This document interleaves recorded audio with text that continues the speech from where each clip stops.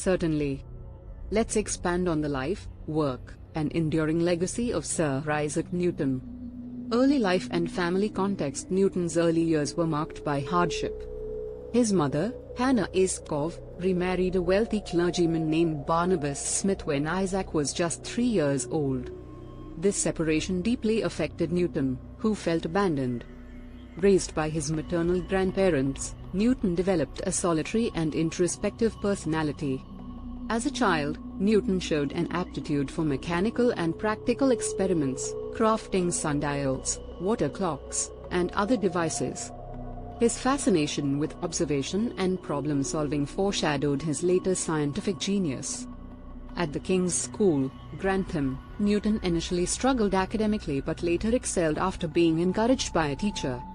His academic success earned him a place at Trinity College, Cambridge, in 1661, where he supported himself as a subsizar, a student performing menial tasks for financial assistance. Scientific discoveries and contributions. 1. Laws of motion and universal gravitation. Newton's formulation of the 3 laws of motion and the law of universal gravitation revolutionized physics. 1. First law, inertia. An object remains at rest or in uniform motion unless acted upon by an external force. 2. Second law, force equals mass times acceleration, F equals ma. 3. Third law, for every action, there is an equal and opposite reaction. His insight into gravitational force was inspired by the legendary apple anecdote. Observing an apple fall from a tree, Newton hypothesized that the same force acting on the apple governs the motion of celestial bodies like the moon and planets.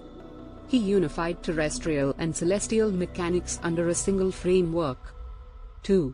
Mathematics, calculus. Newton developed a mathematical framework to describe change and motion, which he called the method of fluxions, known today as calculus. Though his work on calculus was groundbreaking, a long-standing dispute with the German mathematician Gottfried Wilhelm Leibniz over who invented calculus first cast a shadow over Newton's later years. Modern historians agree that both men developed calculus independently. 3. Optics and the nature of light. Newton's experiments with light and prisms revealed that white light is composed of a spectrum of colors, which can be separated and recombined. He demonstrated that colors are intrinsic to light itself, not the result of interaction with the medium. His work in optics also led to the invention of the reflecting telescope in 1668, a significant improvement over refracting telescopes, which suffered from chromatic aberration. 4.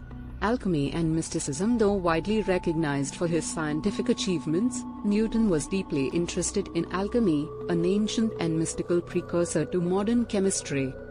He studied the transmutation of metals and sought the philosopher's stone, a mythical substance believed to grant eternal life and turn base metals into gold.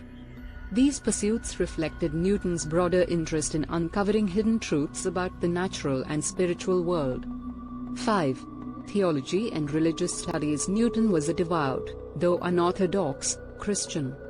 He rejected the doctrine of the Trinity, a position that could have jeopardized his academic career had it become public. His theological writings, which remained unpublished during his lifetime, explored biblical prophecies, the nature of Christ, and the end times. Newton believed that the universe operated according to divine laws and sought to reconcile science and faith. Career in public life. Cambridge and the Lucasian Chair. As Lucasian Professor of Mathematics, Newton's lectures at Cambridge were not widely attended. Nevertheless, he continued his groundbreaking research and developed the ideas that would later form the basis of his Principia. Royal Society. Newton became a member of the Royal Society of London in 1672 and was later elected its president in 1703. As president, he oversaw the publication of numerous scientific works and solidified the Society's role as a leading scientific institution. Master of the Mint. In 1696, Newton was appointed Warden of the Royal Mint, a role he approached with the same rigor he applied to science. He was instrumental in combating counterfeiting and modernizing England's currency system. His tenure as Master of the Mint from 1699 until his death was marked by significant reforms. Knighthood in 1705, Newton was knighted by Queen Anne during a royal visit to Cambridge, becoming Sir Isaac Newton. This honor reflected his stature not only as a scientist but also as a public figure. Conflict and rivalries. Newton's relationships with other scientists were often contentious. 1. With Robert Hooke. Hooke, an accomplished scientist in his own right, clashed with Newton over the nature of light and gravity. 1. Some historians suggest Newton's reluctance to publish his early works was partly due to Hooke's criticism.